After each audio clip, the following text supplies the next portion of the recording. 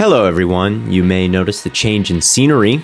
I'm at my parents' house, my humble abode of which I spent many a happy day growing up, and I am here in Minnesota to give you a Julio Jones review, and I'm here to tell you whether or not he's washed. Now when I say washed, I mean he's fallen off a cliff athletically. I mean he's not a useful NFL player anymore. I mean that he is just done. That's what I think of when I hear the term washed. Is Julio Jones in his prime anymore? No. Is he injury prone? Yes. Is he washed? That's a different question. So that's what I've set out to answer. And when I look at it, I'll tell you right now, my answer tends to be no. He's still got something left in the tank. The first reason I have to believe that Julio is not washed is that he wasn't washed when he left the Falcons. He was still good during his last season with the Falcons, okay? Here he is. This is presumably the last game he's going to play in a Falcons uniform against the Saints. Here he is on PJ Williams at the bottom of the screen, and a couple things are going to go into this route. He's going to sell inside, step one. Step two, push this upfield. And then step three, break this inside and run away from the cornerback. You're going to see all that here. Quick foot in the ground, get this inside, sell this vertically, make him chase you upfield, and then when he breaks this inside, there's going to be a decent amount of separation there. You see him sort of start to bend back to Matt Ryan instead of drifting upfield, giving the corner no chance to jump this. He's got a couple yards of separation. Nice catch, breaks a tackle, gets a couple more yards. Here he is again for the next big catch at the top of the screen, and it's sort of going to be the same thing, right? Quick foot in the ground, release inside, all right? Then he's going to push up field. Same thing. It looks the same. Then he's going to act like he's going to cut inside. Again, it looks like the exact same route. Again, he's going to act like he's doing that, but instead, he's actually going to turn this back outside and start pushing upfield on like a corner route. That shakes the corner, gets him several yards of separation. He makes a nice catch and then drags his corner a couple more yards again. If you look at this defensive look by the Saints, middle of the field open type of look from the split safeties here in the two high shell. All the linebackers walked up to the line of scrimmage, which makes the middle of the field very open here. So that corner, the last thing he wants to do is let Julio in there. And as soon as this play starts, he opens his hips to the outside, tries to block him off from working that way. All right, he's letting him do anything he wants outside. Just don't let him work the middle of the field. But Julio's going to work the middle of the field anyway. I don't know what the technical term for this release there, but it's pretty cool, hitting almost that slow motion tempo, and then cutting this inside, hitting the jets, getting a sliver of separation, and then he's able to make a diving one-handed catch. He's able to concentrate and track that football around this corner with the safety bearing down. It's a great catch, and it's also a fantastic throw by Matt Ryan. Check this out. This is what the Colts are getting in Matt Ryan, all right? Insane pocket presence, and the ball placement is ridiculous. Ridiculous throw, great catch, great route. Before Julio got to Tennessee, his last year in Atlanta, he was averaging 85.7 yards per game. That's a very respectable number. Over a 16-game season, that works out to over 1,300 yards. He also dropped a career high in yards per target and catch percentage. So when the Titans traded for him, they were not trading for some bad wide receiver, at least as far as I can tell from the numbers and the tape. So he's a good player when he leaves Atlanta, and when he gets to Tennessee in week 2, it's a vintage Julio game, like 123 yards, something like that. This corner's still respecting his vertical presence, and he's able to cut this inside and get some separation, right? He's able to climb the ladder and snatch this off the top shelf. This does not, to me, look like someone who is athletically fallen off a cliff, right? That's what happens when you get washed. Athletically, you're not there anymore. But here, he's able to leap. This has got to be at least 8-9 feet up in the air, through contact, makes that catch, brings it down, juggles it a little bit, but he's able to corral it near the end there. This is Julio Jones's leaping ability in 2019 when he last made the Pro Bowl, right? His feet are up towards the knee, maybe a little bit above the knee of this corner. He's fully extended, again, grabbing this off the top shelf. There's his foot on about the thigh pad of the corner. This is 2019. And then here's another angle of the catch that we just saw, right? Feet above the knees of this corner. Maybe not quite fully extended, but he's pretty high up there. Again, the stuff he was doing a few years ago is still the stuff that he's able to do now to at least a pretty good extent. He had a 55-yard catch later in this game, right? And he almost made it seem like this break is coming, like he's running a bad route, right? You don't want to get too upright.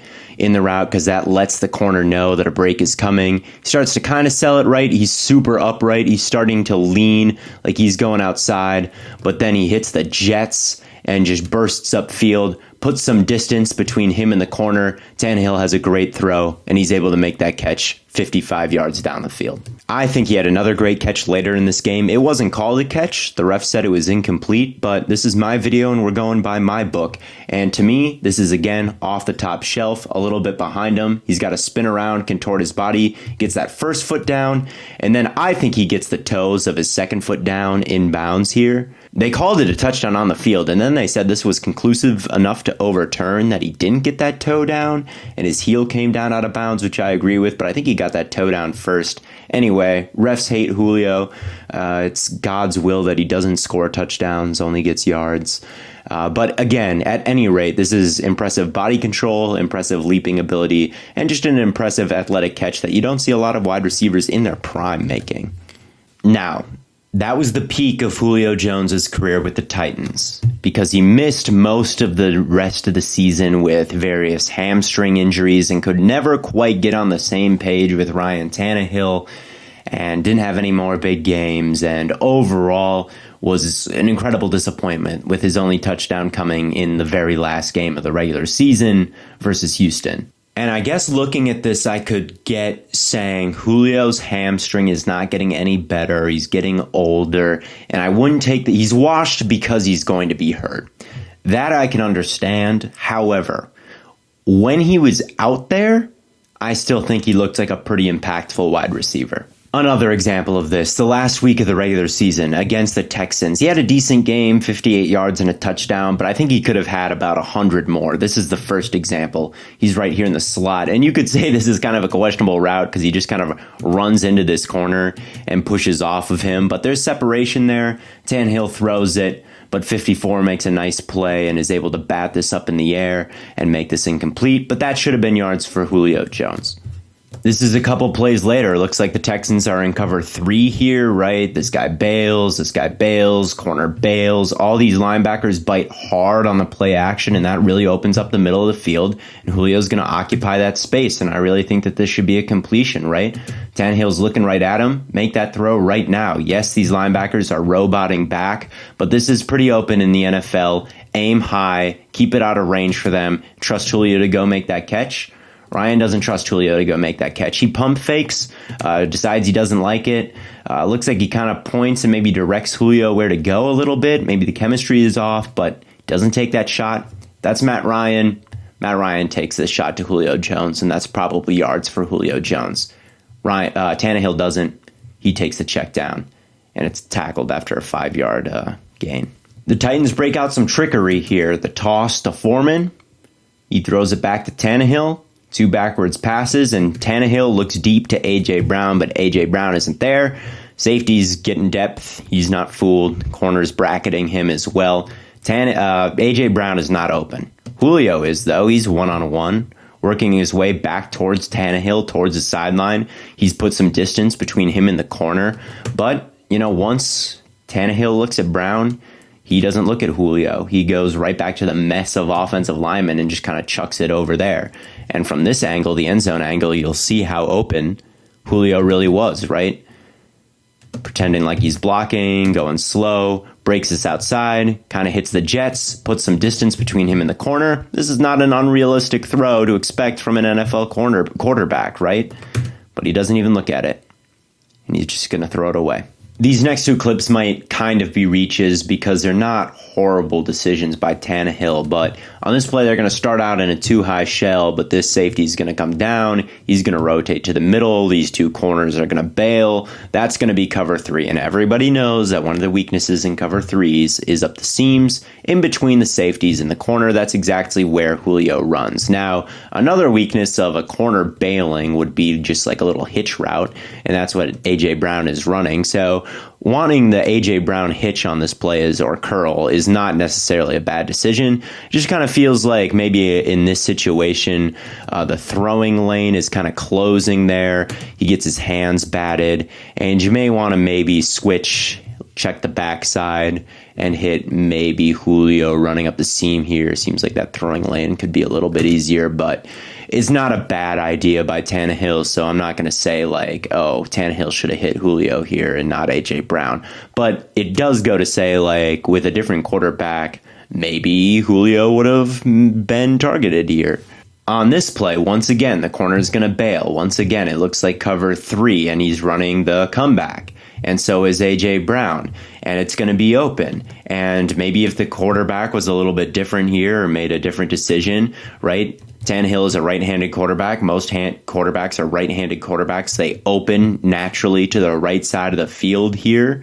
It's a little bit of a shorter throw to Julio than it is to A.J. Brown, just because he's on the boundary side instead of the field side. I feel like there's a couple quarterbacks that would just take this and hitch here, set to throw, and then try to get the ball out to Julio right here with number 1 bailing. Again, not a bad decision by Tannehill, because it ends up that 25 here is not going to play this technique as well as 1 does, right? 1 is ready to kind of drive on this, 25's pointed in the wrong direction. So not invalid for Tannehill to throw to Brown here. It ends up being a big play, but I feel like there are some quarterbacks out here who wouldn't even look at Brown. They would just take this to Julio. And again, it wouldn't, I think, be a bad idea. And I think that there's a very real chance that this pass would have been completed, and it would have been a chance for more yards for Julio Jones. Again, not exactly an indictment of Tannehill here, just saying, like, Julio could have had more yards in this game if his decisions were a little bit different. Not saying his decisions were bad, but if they were different, we could be looking at Julio a little bit differently this offseason. This one is 100% on Tannehill. Everybody really bites on that run fake. Julio's wide open down the field, and Tannehill just misses him by about a foot over his head. And this was not a bad game from Jones, 50 yards and a touchdown, but imagine what the dialogue around him would be right now if he closed the regular season with what that game could have been. And I think that game could have been well over 100 yards. If he closed like that, things would be different. Everyone would kind of recognize that he's all right, and it very easily could have happened. Now, the Titans did play one more game after that against the Bengals, and again, it wasn't a huge game from Jones, but he did have this play. Here he is lined up against Eli Apple, and you may think that Eli Apple sucks. I think he's a little overhated, but he's certainly not great. But Eli Apple is 26 years old, and he did run a 4.40 at the combine, so he's not this slow dude, right? And Julio's going to easily outpace him on the crossing route, make a pretty difficult catch behind his head here, keep moving, get rocked, and then pop up immediately and start talking shit.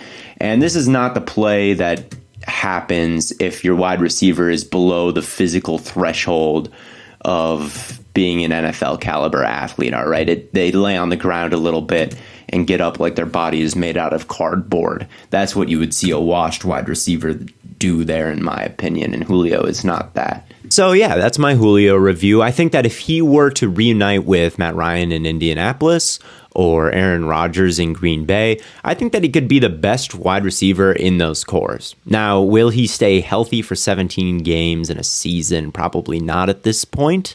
So I think that does kind of cap how much money you're willing to give him. He's just, age happens, injury happens. He's not what he was in his prime, but he's not some horrible wide receiver anymore. We're not dealing with it's not like signing Larry Fitzgerald right now, It's not like Andre Johnson on the Titans, So I think that I would be excited if I was a fan base giving Julio Jones a shot for sure. I hope that he does well. Again, one of the best wide receivers of this generation, someone who definitely deserves to go out on top. And I'd like to watch him be good for as long as possible because he's definitely one of my favorite players of this era. So yeah, thank you guys for watching. Of course, always let me know what reviews you'd like to see in the comments. I listen to them, I really do. Make sure the comments aren't all just requests though. Make sure some of them are. Good job, Theo. I enjoyed this. So just don't make them all one thing or the other, okay? But anyway, I'll see you next week with another film review.